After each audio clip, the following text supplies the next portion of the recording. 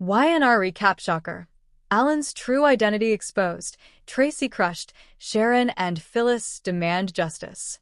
This week on The Young and the Restless, Genoa City is rocked by a revelation no one saw coming. After weeks of whispers, tension, and suspicious behavior, the truth about Alan finally exploded in a jaw-dropping series of episodes that left Traci devastated, Martin cornered, and Sharon and Phyllis furious enough to team up. Yes, team up, to bring the mastermind down. Let's rewind and break down how the storm erupted and what it means for the characters at the center of the chaos. The week opened with Traci beaming. For the first time in ages, she looked like the Traci of old. Radiant, hopeful, in love. Alan, the man who had swept her off her feet, seemed too good to be true.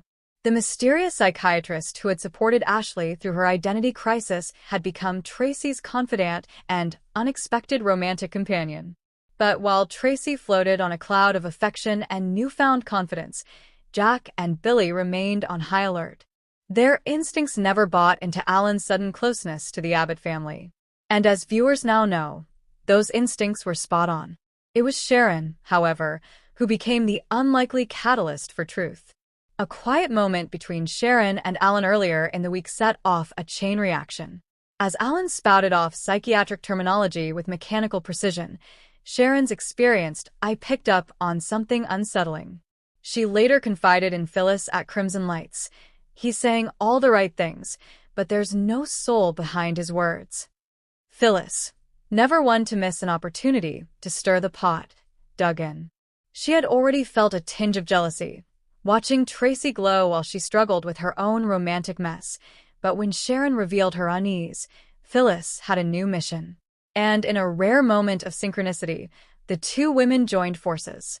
Martin, Alan's twin, had been hiding in plain sight. While Alan was believed to be on sabbatical, Martin had assumed his brother's identity to manipulate Ashley and gain insider access to the Abbotts. But Martin's arrogance became his downfall. At the Genoa City Memorial fundraiser, he encountered Sharon again, this time slipping by calling her Miss Collins, a name she hadn't used in years. It was subtle, but it clicked. Sharon's suspicions became certainties, and she confided in Nick. Together, they orchestrated a background check, and the results stunned them. Alan Loron had never filed recent travel documents, but his medical license had been used to authorize prescriptions and treatment plans during his alleged absence. Someone was impersonating him. Phyllis took it a step further. She invited Alan to the Grand Phoenix under the pretense of a business investment in Ashley's wellness brand. She had cameras rolling, Sharon listening in via a Bluetooth earpiece, and a fake client with medical knowledge ready to test Alan's credentials. The moment came when the client asked Alan to elaborate on a psychological model. Martin fumbled. He couldn't recall it. When he bluffed, the client countered with a fabricated theory, and Martin agreed. The trap snapped shut. Phyllis didn't wait. "Who are you?" she demanded, eyes blazing. "You're not Alan Loron. Who the hell are you really?" Cornered and sweating, Martin tried to flee. But security, thanks to Nick and Sharon, was waiting. With nowhere to run, he broke. "My name is Martin Loron. Alan is my twin," he confessed. He's locked up because he wouldn't go along with the plan. I had to take his place." The room went silent. Traci arrived just in time to hear Martin's confession. Her face turned pale, and the emotional collapse was immediate. The man she had shared her secrets with, the man who had kissed her and whispered that she was beautiful, was nothing but a fraud. "You looked me in the eyes and said you loved me," Traci said through tears. "Was that your brother's words too? Or just another trick?" Martin didn't answer.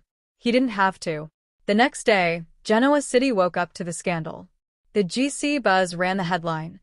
Abbott family duped by psychiatrist imposter, Traci Abbott victim of elaborate deception. The public fallout was brutal, but the personal damage ran even deeper. Ashley, fragile but recovering, blamed herself. "I brought him into our lives," she sobbed to Jack. "This is all my fault." Jack, trying to stay strong for both of his sisters, vowed retribution. "This man came into our home, our family, and violated our trust. He will pay." Meanwhile, Sharon and Phyllis, energized by their successful takedown, pressed Christine to ensure the full weight of the law would be brought down on Martin. While Traci retreated into her pain, Sharon and Phyllis turned outward. Sharon, with her history of mental health battles, viewed Martin's actions as a dangerous exploitation of psychiatric trust. "He used mental illness as a weapon," she told Christine. "That's not just criminal. It's evil." Phyllis took a more personal approach. "He played my friend. He used her heart. And he's going to rot in a cell for it." Christine confirmed that Martin could face charges of fraud, impersonation of a medical professional, and unlawful imprisonment, since Alan was found alive, drugged, and hidden in a private facility Martin owned under a shell company. 2 days after the truth came out, Traci emerged. At a press conference outside Chancellor Winter's, she addressed the city.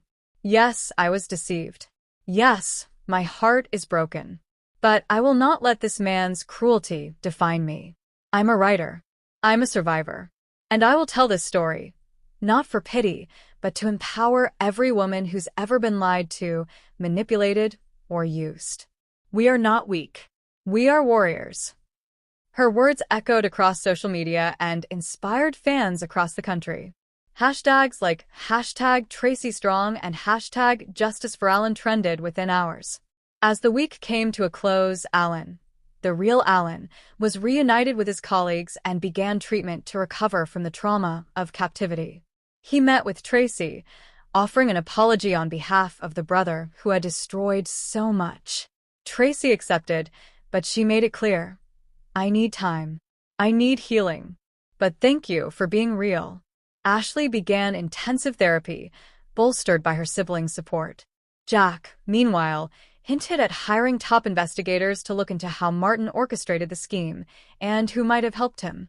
Sharon and Phyllis, now unlikely allies, toasted over coffee. "We may not like each other," Sharon said, "but when it counts, we don't back down." Phyllis smirked. "Maybe we should start a private investigation firm. Call it Red and Sage." They laughed, for once not as enemies, but as women who fought back, and won. The saga of Martin and Alan may be ending, but the scars will linger. Can Traci ever trust again? Will Ashley fully recover? And what secrets might Martin still be hiding? After all, he claimed to be working alone, but a man that cunning rarely works without a shadowy backer. The fallout is far from over. Stay tuned, because in Genoa City, just when the dust seems to settle, another bomb is always ticking.